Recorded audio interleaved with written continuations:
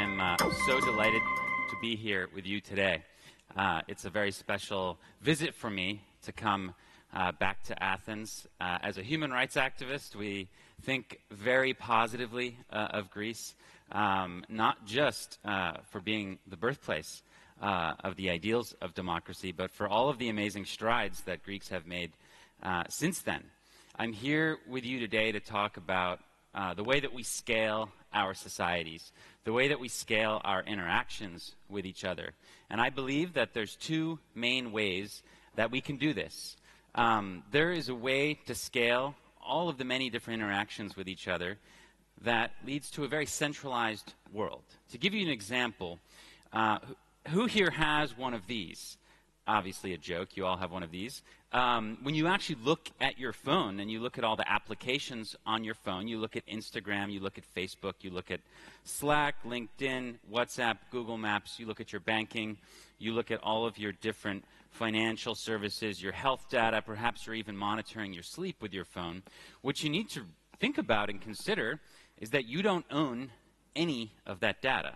Someone else owns it. Maybe it's a company, maybe it's a series of companies. But all of that data is being centralized elsewhere. And if we continue down this road, as I will show later in this presentation, basically bad things are going to happen for humans, our society, and our ability to progress. Okay? The other way we can go down, the other road we can choose, is one where we preserve some freedom, liberties, rights in our interactions with each other so that we don't have a surveillance state.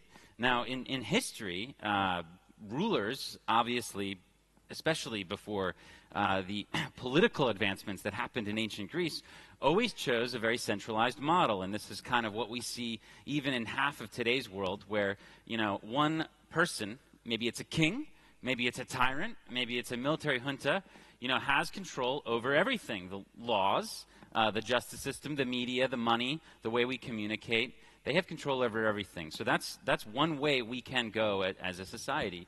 The other way we can go, of course, is a decentralized world. Now, really what this means is decentralized governance. This means what we've built in places like Greece and in my hometown of San Francisco and in California, United States, where we have a balance of power, where the person who's in charge of the executive branch does not necessarily have all of the power over who creates the money and who creates the laws and who creates the structures which house the places where we innovate in places like science and mathematics or even the media.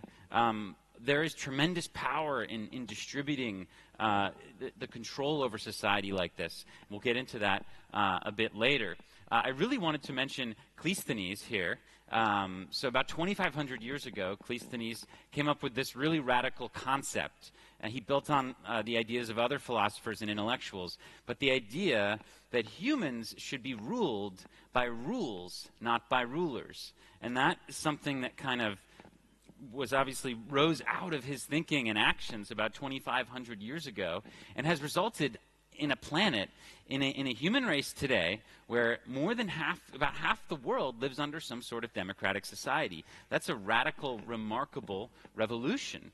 Again, I want to take special opportunity to recognize what a treat it is to be here in Greece to talk about these concepts with you. I think Greece can play just as big of a role as it did at the beginning of this radical experiment in governance as we step into the future. Now, while we've also had remarkable democratic thinkers like Gladstein, we've also had people who've been trying to do quite the opposite. So thinkers have also come up with ways to centralize power. So this is something that the philosopher Jeremy Bentham drew up several hundred years ago, also here in Europe, called the panopticon, right?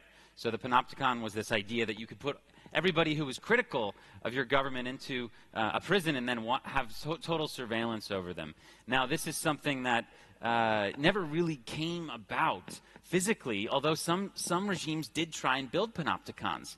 This is actually a building that's located off the island of Cuba, where the government obviously put all their critics in one place and tried to watch them. The concept in this particular instance is obsolete now, but the idea of omniscient surveillance has evolved. especially in the world's largest country. And I want us to kind of talk about China for a little bit today, because it's really important that we observe what's happening in a place with more than 1 billion people. It's not some other planet. It's a very much a part of our human existence. We all probably have friends or contacts who are from China, and they talk about their existence. So I would like us to sort of dive into this and look at what they're dealing with today, which is basically a world where all of their information, everything on their phones, everything that they do with regard to finance, location, health, banking, all this stuff is going up into a cloud, and it's being analyzed, and it's being used to sort of start to sort citizens into different loyalty castes. So the tools that the government in China uses to do this are pretty extraordinary. And I think we have to recognize how amazing they are. So one tool in particular is WeChat. So WeChat is used by more than 1 billion people every day. The average user uses this super app for more than 2 hours a day, almost more than 3 hours a day in some studies. Now, this app has everything in one. So whether it's shopping, talking to your loved ones, taking a loan out, seeing how crowded the park is going to be tomorrow, there are certain things you can do with WeChat that you can't even dream of doing with the applications you have on your phone. To give you an idea, I wanted to present this little kind of note from someone who wrote a letter from Shenzhen, and she was saying that she uses WeChat to message friends while standing in the middle of a rice paddy, to pay for snacks and water in a remote village, to buy train tickets, book hotel rooms, order taxis, get takeout, send her aunt photos. If she wanted to, she could use it to pay electricity bills, top up mobile phone accounts, make hospital appointments, and even check the weather. So this is something you can do everything with. So it's very tempting. It's extremely convenient. But, you know, what if your government was using this super app to track all of your behaviors and communications? And that's actually what the Chinese government is doing. So what they're doing is building on this idea of a credit score that we've of course had in societies like Greece and the United States for decades, with the idea being if you pay your debts on time and you don't have too much debt, you'll have a good score and you'll be able to take out larger lines of credit. Well, the Chinese government has added several other concepts, including your demographics, your background, whether it's your religious, racial, sexual preferences, your behavior habits, whether you've ever criticized the government, and who you're friends with. So the government does this through proxies, different kinds of companies. For example, this is one called the Sesame Credit Score, but there's many, many different experiments all across China, some run by cities and municipalities, and others run by government entities, and others run by companies themselves. So what you're seeing now is a China where the very best citizens kind of compete to be that ideal citizen. So this is a city, in a city of more than 1 million people in China, there are large posters that kind of people put up Hunger Games style for the very best citizens. So what you have here are citizens competing to be the most loyal, right?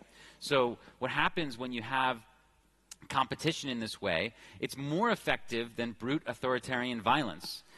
When citizens are self-policing and all trying to be good citizens, you have a far more effective tool than violence, and that's what we should be really concerned about. Now, they don't just use carrots, they also use sticks.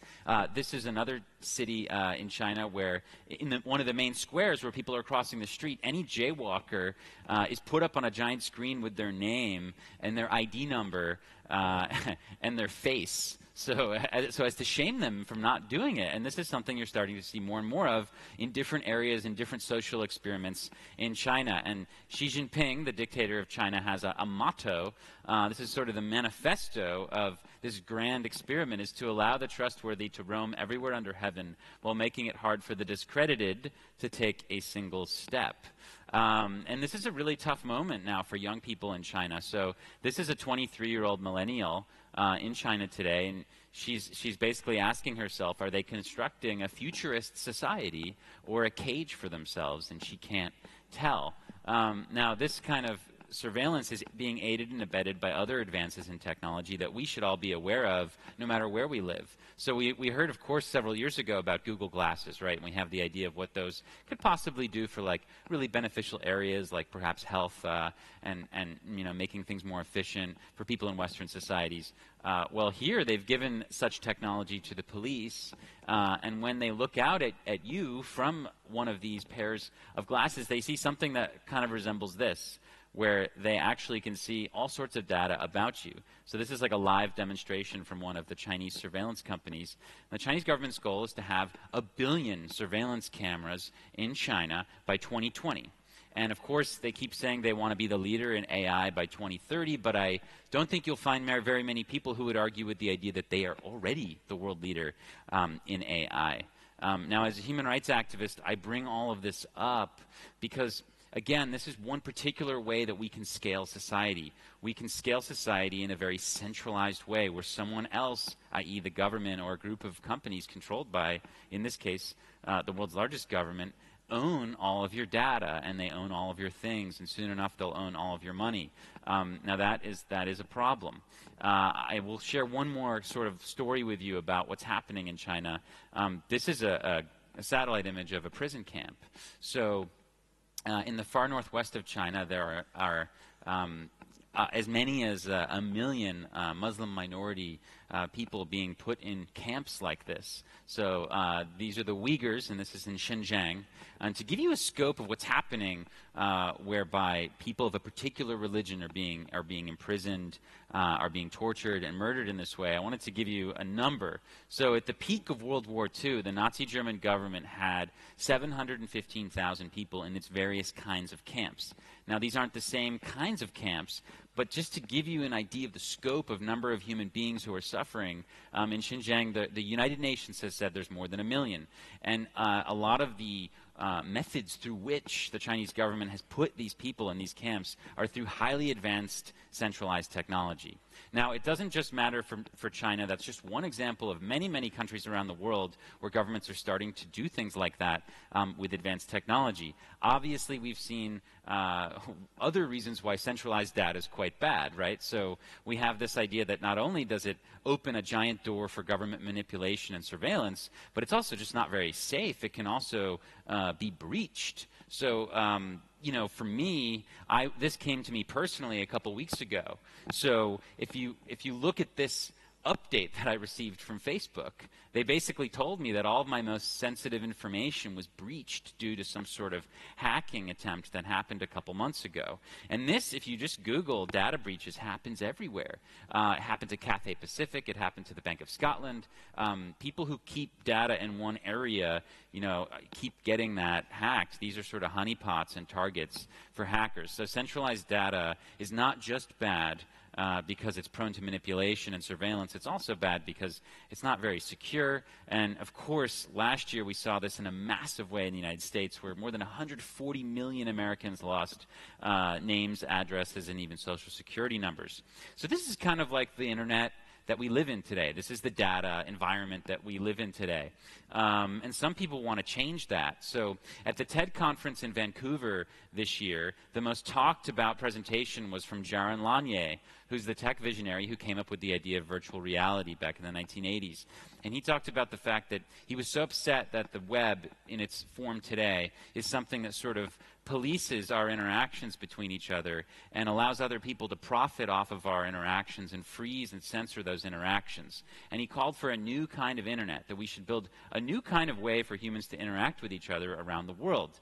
He didn't really provide a framework for that, but I completely agree with what he is saying. Because if you can control your data, if you can have some sort of sovereignty and some sort of decision-making over what you disclose to the world, then we can actually stop total government surveillance. And that's really at the heart of what I want to talk to you about today. Now, when it comes to centralized versus decentralized structures, for me, I'm coming at it from more of a political science background. Obviously, I've seen the fruits of democracy.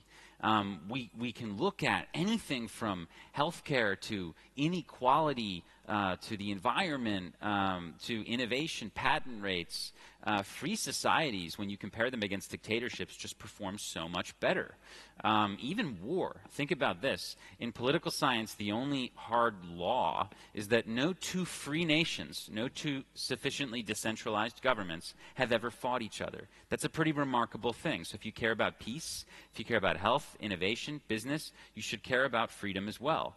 And if you think about it, you know, dictators can do as many transactions per second as they want. They don't have to deal with the courts or the media or private property. But democratic governments such as the one here in Greece, no one's perfect, but we're obviously moving towards an ideal where we can all participate in the kind of society that we want, and we can all have our voice heard. And that's something that seems to be quite universal, whether it's in South Korea or Costa Rica or Tunisia or here in Greece or where I am in California. It doesn't really seem to matter when you look at a world map what color someone's skin is or what they believe in or where they're from or what ethnic background they have. There's examples of democratic governments in every part of the world. So this idea that only some populations can have democracy is just not true. Now, if you accept the idea that democracy is a good one, and I hope we can do that here in Greece, then we should think about what Yuval Noah Harari, the author of *Sapiens* and sort of very much rising public intellectual, has told us that if you don't like the idea of living in a digital dictatorship either, then the most important contribution you can make is to find ways to prevent too much data from being concentrated in too few hands. These will not be easy tasks, but achieving them might be the way that we safeguard our democracy. So I would posit to you that one of the biggest challenges of our time in 2018 is to try and figure out how to scale our digital architectures and networks in a way, in a decentralized way that can preserve some rights and freedoms. Now, this is a funny day to be doing this, but this is where I'm going to talk to you about Bitcoin. So I actually like talking to you about Bitcoin today. Some of you might be laughing because the value of a Bitcoin has plummeted precipitously over the last few days. But I want to talk to you about the technology inside of Bitcoin and not necessarily the price. What's really interesting to me as a human rights activist is that Bitcoin has given us arguably the world's first form of censorship resistance. So with Bitcoin, we have literally unstoppable money. So if I take out my phone and I send you 0.1 Bitcoin and I send it to your address, no one can stop it. No government can single us out and say, I don't want that to happen. And that's kind of a radical revolutionary thing. It's the first time we as humans have had global censorship resistance. It's sort of like the idea of us exchanging cash. It's very hard to stop that, except you can do it with anyone else around the world. All you require is an internet connection. There's no CEO. There's no backdoor. There's no real way to manipulate transactions in the network. So to me, it represents this sort of very anti-authoritarian technology that we're going to need to be inspired by and learn from as we build other kinds of technology that's similar to it. Even inside of Bitcoin, there's some things I wanted to bring your attention to. The way that it works reminds me a lot of the way that representative government works. So in my comparison here that I'll walk you through, in a country, you know, like where I'm from in the United States, we have an executive branch, a legislative branch, and a judicial branch, right? So in Bitcoin, instead of a White House, an executive branch that has all the power, you have the miners. So miners are expending enormous amounts of electricity to attach new blocks to the Bitcoin blockchain and secure this ledger of transactions, which dates back all the way to 2009, since the birth of this economic network. The coders are the people who submit upgrades to Bitcoin. Bitcoin is software. It's always upgrading. It's been upgraded more than 100 times. It's always evolving, and the technology keeps getting more interesting and better. So these are sort of the people who I would consider kind of the legislative branch. But neither the miners nor the coders can do anything without the approval of the users. So the real power in Bitcoin lies with what are called full nodes, people who at home run an entire copy of the Bitcoin ledger from the beginning, and they get to actually verify whether the blocks that the miners are creating are valid and whether the rules that the coders are coming up with are desirable. They get to determine those things. So in so many ways, the architecture, even within how Bitcoin works, is something that I think we can seek inspiration from as we think about how to scale decentralized systems. And this is a system that has scaled. I mean, when you think about it, this is something that went from being like less than a cent, not even worth anything at all, to being worth many thousands of dollars, and now moves billions of dollars across it in very quick amounts of time. So to me, when you look at all the different revolutions that humans have gone through over the last 100,000 years. First, we had the cognitive revolution, right? So this allowed humans to surpass the Dunbar number of 150. And with the advent of fictive language and storytelling, we could gather in groups of larger than that and start to sort of evolve our species. And 12,000 years ago, we had the agricultural revolution, right? So for better or worse, this brought us together in villages, towns, cities, and empires. Then 200 years ago, we had the Industrial Revolution, right? So this, in a very short amount of time, with tremendous technological advances, allowed us to basically leapfrog from just a couple 100 million people to more than 7 billion people. Now, in each of these revolutions, what really happened was an upgrade in the way that humans could network, right? An upgrade in the way that we could coordinate around the world. So to me, Bitcoin's kind of like the first step in a new way of networking where we can seamlessly almost instantly coordinate with anyone else around the world and make a transaction or make a communication with that other person or entity and not be stopped. And that is really, really significant. Now, we don't know who created Bitcoin, but they did leave a clue. So whoever Satoshi Nakamoto was, man, woman, group of people, alien, we have no idea, they did leave this little clue in the very first block of the Bitcoin blockchain.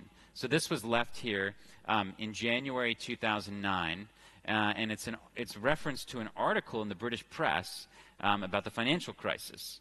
So it's reference to this particular article that the Chancellor is on the brink of a second bailout for banks. And of course, it's sort of a criticism of centralized monetary policy. For me, when I look at this, I see someone who was trying to create a technology that could disrupt financial monopolies. So in the same way that the internet, if you think about this decentralized internet network, how it sort of disrupted the way that news works. I mean, for centuries, only rich people and governments could control what you read in the news. And now, after the internet, anybody has a voice, right? So I think in that same way, it's very possible that Bitcoin will disrupt financial monopolies.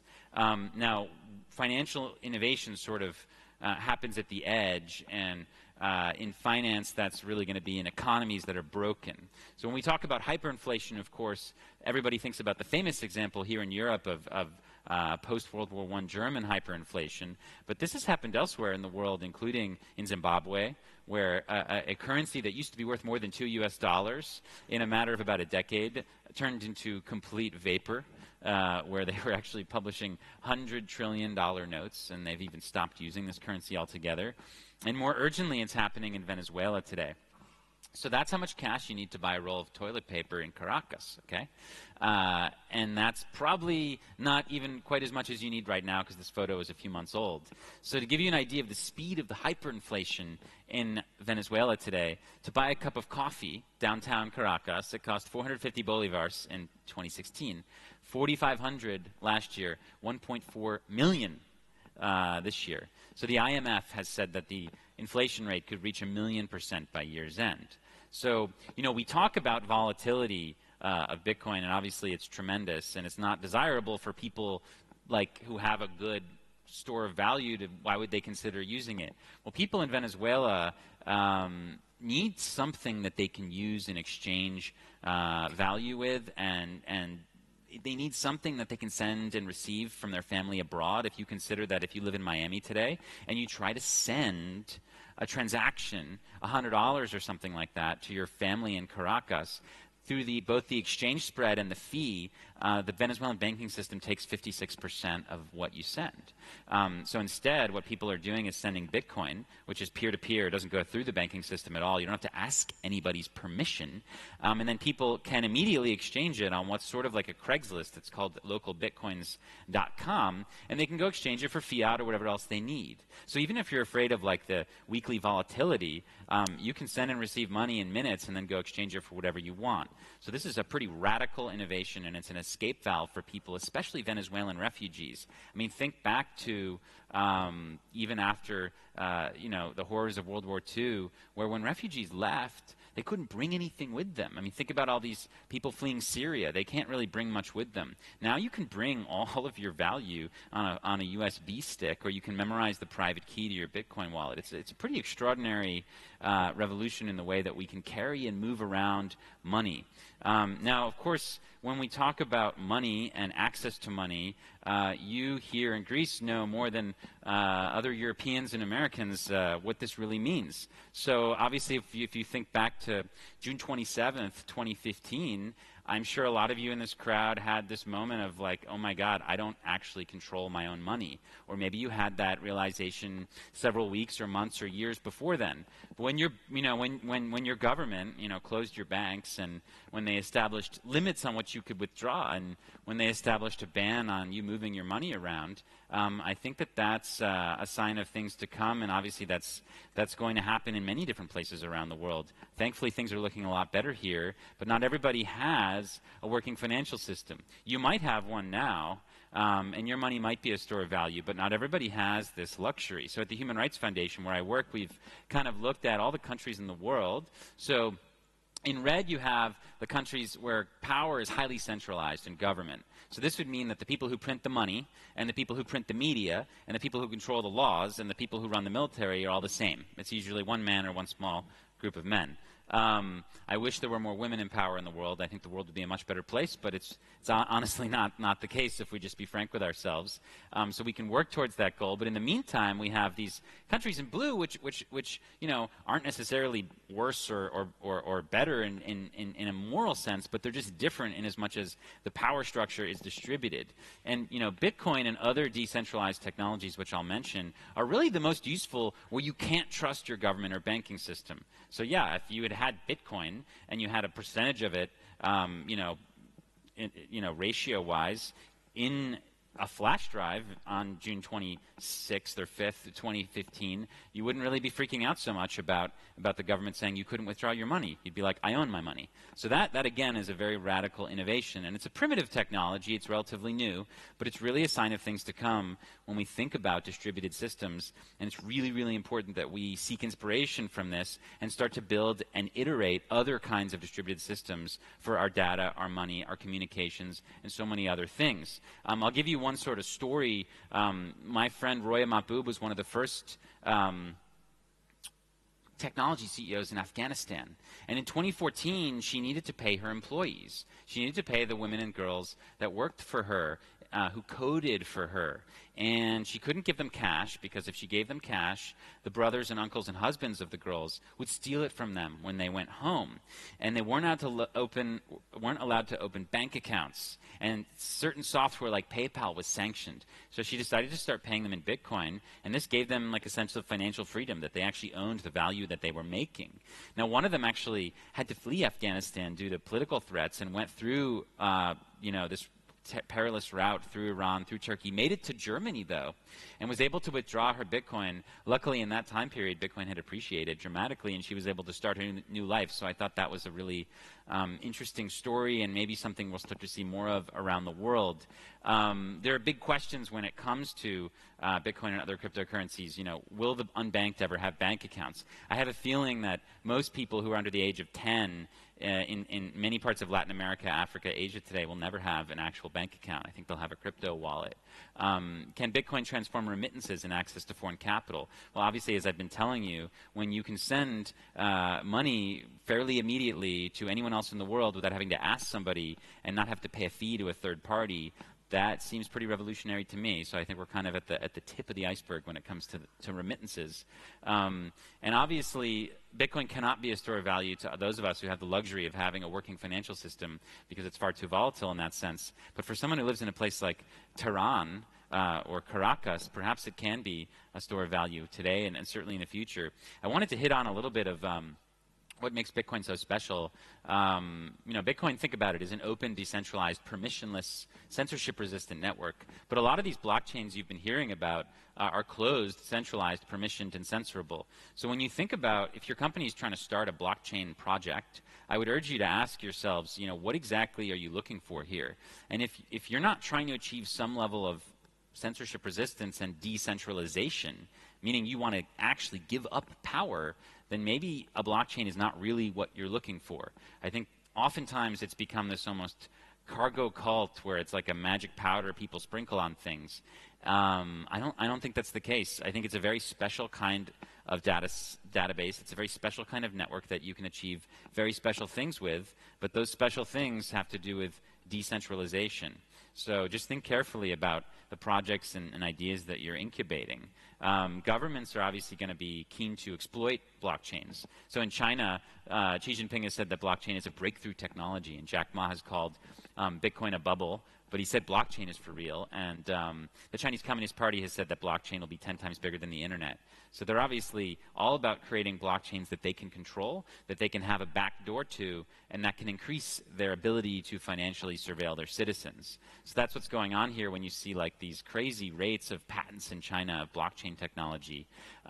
What the one of the financial leaders of China has said is that this is sort of like blockchain with Chinese characteristics, which I thought was pretty funny. But it's really what they're trying to do is establish a method of control.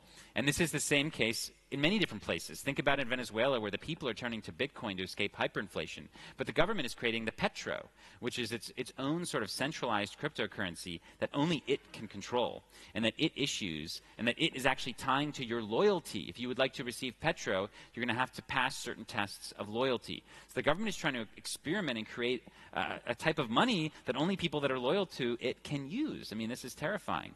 Then you have projects, blockchain projects in places like Saudi Arabia. So this is a government, obviously, you've heard about in the news a lot lately for how little it cares about journalists. But IBM in this photo is, in this project, is super excited about, helping the Saudi government reimagine and transform the way in which services are provided to citizens. I'll have to be very skeptical of that. I don't think the Saudi government is interested in transforming the lives of its citizens very much. I think they want to kind of keep power as is. Now, the reality is that projects like Bitcoin are going to disrupt authoritarian regimes, and centralized blockchains, like the ones IBM are trying to build, are going to help cement their power, and that's something I hope you can consider. The great innovator and cryptographer David Chaum said that the difference between bad and well-developed digital cash will determine whether we have a dictatorship or real democracy. Okay, so the way that we build our future economies is really important. I would urge us all to try and bake in things like sovereignty, freedom, and privacy into this financial system, or else we're going to end up like more than 1 billion people are in China today, where they're using their phones, digital money, for everything, from buying things on the street to even when you give beggars money, you use a QR code. I mean, this is reality. I mean, this is 6 months old. I mean, this is what's happening. So we are all moving to cashless societies, okay? Whether you live in Greece or Venezuela or China or the United States, we're all moving to cashless societies. The writing is on the wall. In the future, your children that are being born now are going to laugh and talk to you about how ridiculous it was that we had paper and metal money. We're not going to have that in the future. So the question is, what kind of future are we going to have, and are we going to have some control over that money? So Nassim Nicholas Taleb, the famous author and philosopher, has actually said that, in his opinion, Bitcoin's mere existence gives us, the crowd, an insurance policy against that Orwellian future, because it allows us to actually own our money. And when it comes to like where we are with Bitcoin, obviously very volatile, definitely not something you should speculate with. I think it's a technology that you should seek to research and understand.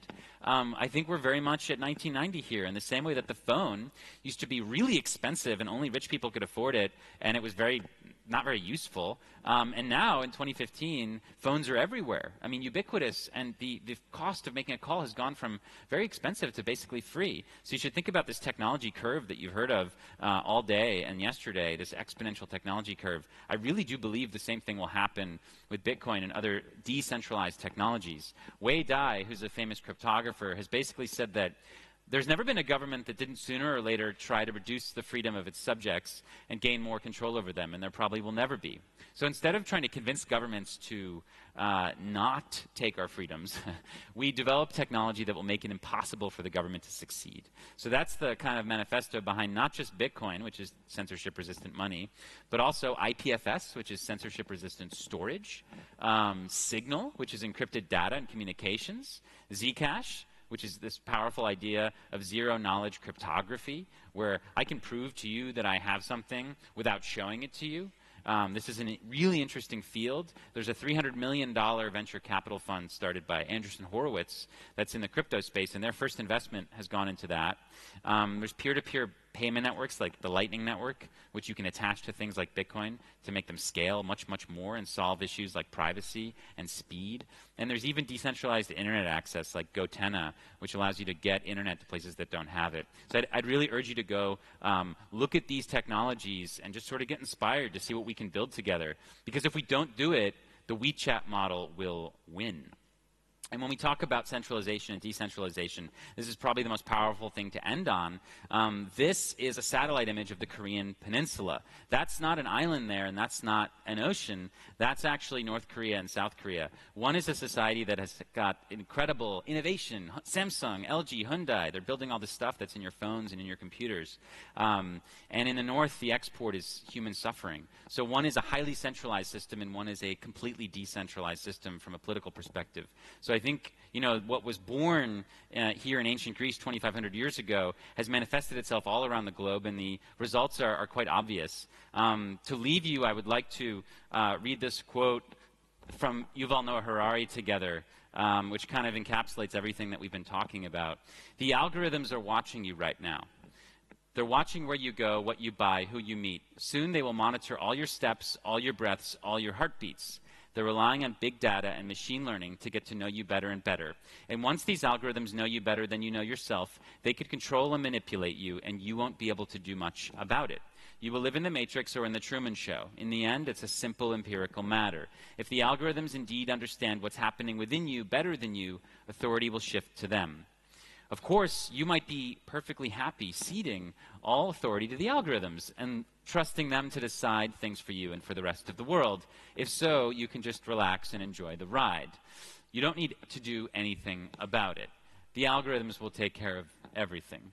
If, however, you want to retain some control of your personal existence and of the future of life, you have to run faster than the algorithms, faster than Amazon and the government, and get to know yourself better than they do. To run fast, don't take much luggage with you. Leave all your illusions behind. They're very heavy. I love this quote because it encourages us to have an open mind. You don't have to believe everything I told you about Bitcoin today, but you can go learn about it. And I would just urge you to just drop sort of the dismissive denialism and just sort of learn about these technologies. They are going to change the world for better or worse. So the more we know about them, the better positioned we can be as people and as companies. And I think together we can fight the panopticon and invest in decentralized technology. So thank you so much for listening to me. I look forward to meeting you. Thank you.